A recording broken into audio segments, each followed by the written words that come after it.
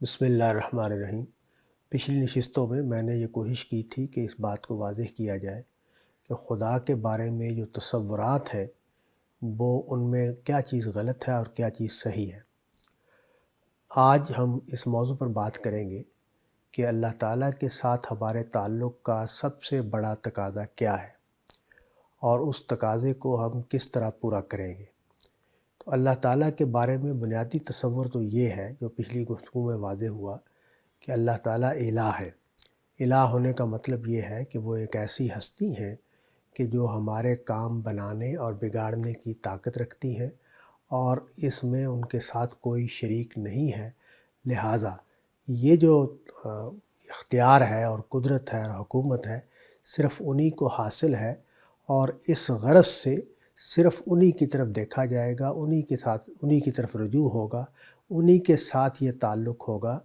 کہ ہم ان کو اپنا الہ مانیں اور ان کے سامنے اپنی عرضداشت پیش کریں، ان کو اپنی دعاؤں کا مرکز اور مدعا بنائیں۔ یہ جو نقطہ ہے،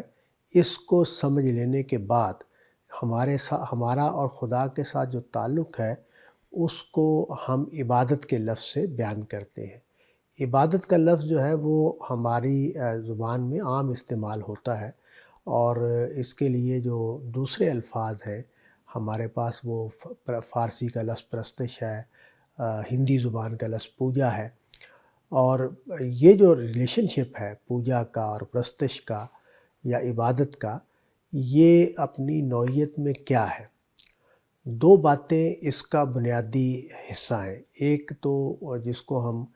سورۃ فاتحہ میں ایک جملہ ہے جو ہمارے زبان سے جاری کیا گیا ہے، ایک اقرار کے طور پر، ایاک نعبد و ایاک نستعین، کہ ہم تیری ہی عبادت کرتے ہیں اور تجھ ہی سے مدد مانگتے ہیں۔ تو یہ جو عبادت کرنا ہے اور مدد مانگنا ہے، یہ دو بنیادی رویے ہیں یا دو بنیادی عمل ہیں جو خدا کے ساتھ خاص ہیں اور خاص رہنے چاہیے، اور اس معاملے میں ذرہ برابر بھی کوتاہی یا انحراف نہیں ہونا چاہیے۔ تو جتنے انحرافات ہیں ان کو ہم نے تفصیل سے سمجھنے کی کوشش کی، اور اللہ تعالیٰ ہمیں توفیق دے کہ ہم اس کا شعور حاصل کریں اور کسی طرح کے انحرافات جو ہیں ان کے معاملے میں کسی دھوکے میں نہ پڑیں، کیونکہ شیطان کا سب سے بڑا ہدف یہ ہے کہ وہ اس معاملے میں ہمیں دھوکے میں ڈالے اور ہمیں طرح طرح کی توجیہات اور طرح طرح کی تعویلات میں پھنسا کر راہ حق سے منحرف کر دے، اس سے ہمیں ہٹا دے۔ تو عبادت یا پرستش یا پوجا کیا ہے؟ بنیادی طور پر اللہ تعالیٰ کے آگے عاجزی کا اظہار ہے، اللہ تعالیٰ کے آگے اخبات کا اظہار ہے، انابت کا اظہار ہے، رجوع کا اظہار ہے۔ تو اس کے لیے انسان اپنے جسم سے مختلف ایکٹیویٹیز یا عمل کر کے اس کا اظہار کرتے ہیں۔ مثال کے طور پر کسی کے حضور میں ادب سے کھڑے ہو جانا، مثال کے طور پر کسی کے آگے اپنا سر جھکا دینا، مثال کے طور پر کسی کے قدموں میں یا کسی کے آگے زمین پر سر کو رکھ دینا۔ تو یہ ساری چیزیں جو ہیں یہ عمل سے اسی چیز کا اظہار ہے کہ میں حاضر ہوں، میں جھکا ہوا ہوں، میں اپنے آپ کو اس ہستی کے آگے حاضر کیے ہوئے ہوں، اپنے آپ کو اس کے سامنے میں نے گرا دیا ہے، میں اس کے آگے ڈھہ گیا ہوں، میں اس کے سامنے بچھ گیا ہوں۔ تو یہ چیزیں جو ہیں یہ ایک اظہار ہیں کہ جن کو اب ہمارے جو عربی زبان سے جو اصطلاحات ہمارے دین میں رائج ہو گئی ہیں، وہ قیام، رکوع اور سجدہ ہے۔ تو یہ چیزیں جو ہیں یہ اسی طرح تشہد کی حالت میں بیٹھنا۔ تو یہ جو فارم ہے پرستش کی، یہ مختلف مذاہب میں انسانوں نے اختراع کی ہیں، گھڑی ہیں۔ تو اللہ تعالیٰ کے دین میں اور خاص طور پر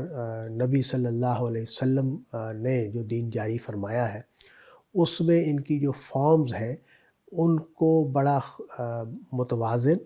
بڑا باوقار اور بڑا سہل بنا دیا گیا ہے، اور اس میں جو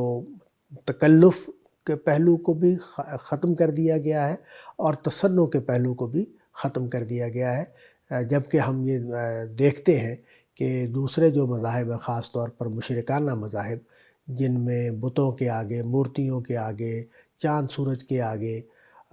اسی طرح مختلف معبدوں پر حاضری دیتے وقت جس طرح کی ایکٹیویٹیز کی جاتی ہیں، ان میں تکلف بھی ہے، دکھاوا بھی ہے، اور اپنے آپ کو ایسی مشقت میں ڈالنے کا عمل بھی ہے کہ جو تکلیف کا باعث ہو انسان کو۔ بعض اوقات وہ اس طرح کی ایکٹیویٹیز بھی کرتے ہیں کہ جس میں انسان اپنے آپ کو تکلیف پہنچاتا ہے، زخمی کر لیتا ہے وغیرہ۔ تو ہمارے دین میں حتیٰ کہ جو ہم حاضری دیتے ہیں خانہ کعبہ کی، تو اس حاضری کو بھی بہت باوقار، اور اس میں انسان کی جو شخصیت ہے اس کا بھی لحاظ ہے اس میں، اور اللہ تعالیٰ کی عظمت کے لحاظ سے جو عاجزی اور پستی اور سر جھکانے کی کیفیت ہونی چاہیے، انابت کی کیفیت ہونی چاہیے، خشوع کی کیفیت ہونی چاہیے، اس کا اظہار بھی ان میں ہوتا ہے۔ تو بنیادی طور پر چونکہ عام حالات میں ہم پوجا کرتے ہیں، پرستش کرتے ہیں، تو اس کی جو عملی صورتیں ہیں وہ میں نے عرض کیا کہ وہ رکوع ہے، سجدہ ہے، قیام ہے،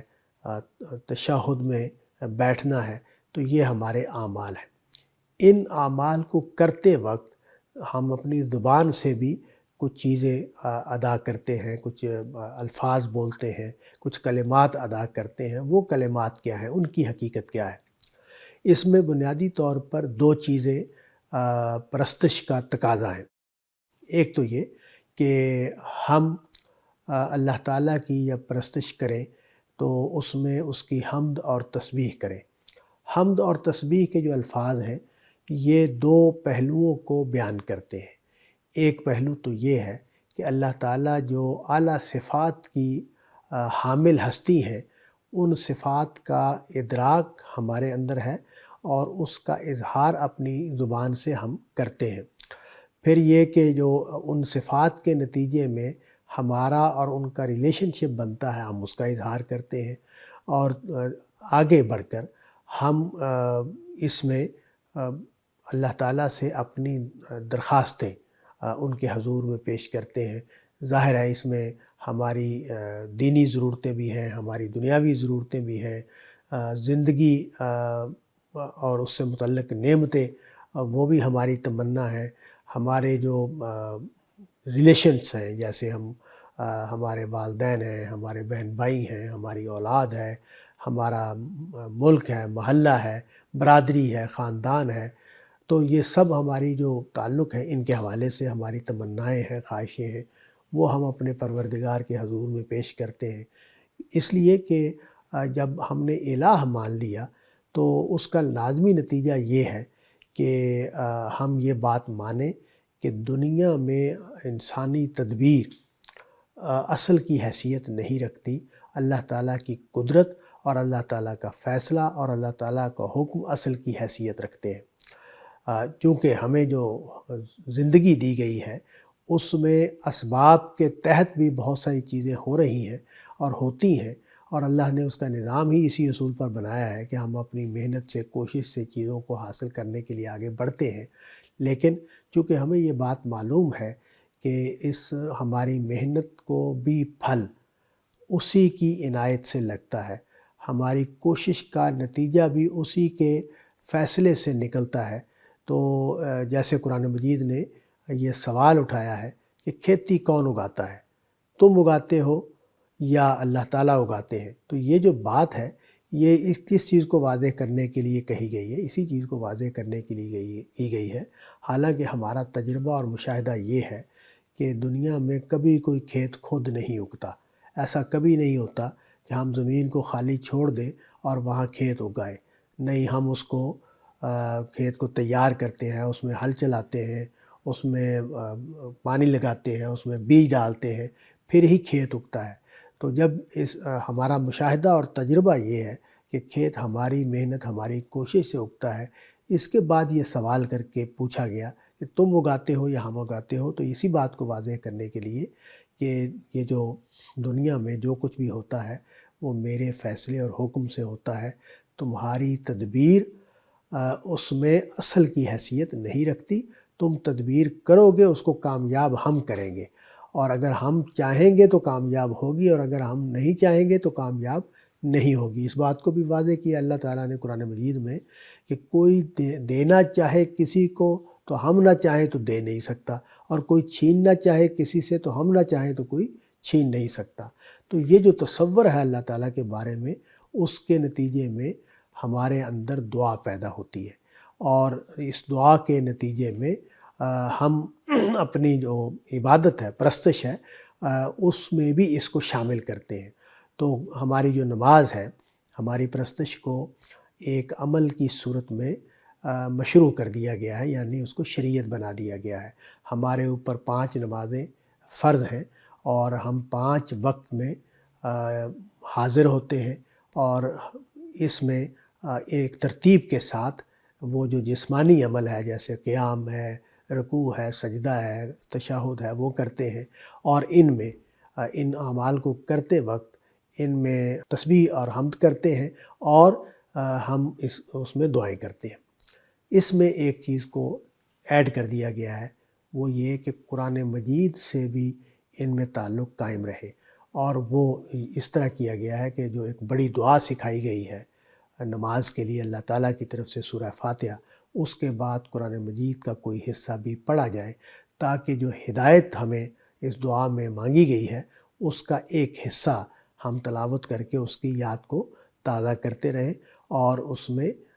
اس کے ساتھ ہماری جو دعا ہے اور اس کے بعد جو ہم تلاوت کریں گے، اس کے نتیجے میں خدا کے دین کے بارے میں بھی ہمارا شعور اور ہماری یادداشت جو ہے وہ تازہ رہے۔ تو یہ اس طرح نماز کی عبادت ہمارے لیے ایک حسین مرقع بنا دی گئی ہے۔ وآخر دعوانا ان الحمد للہ رب العالمین۔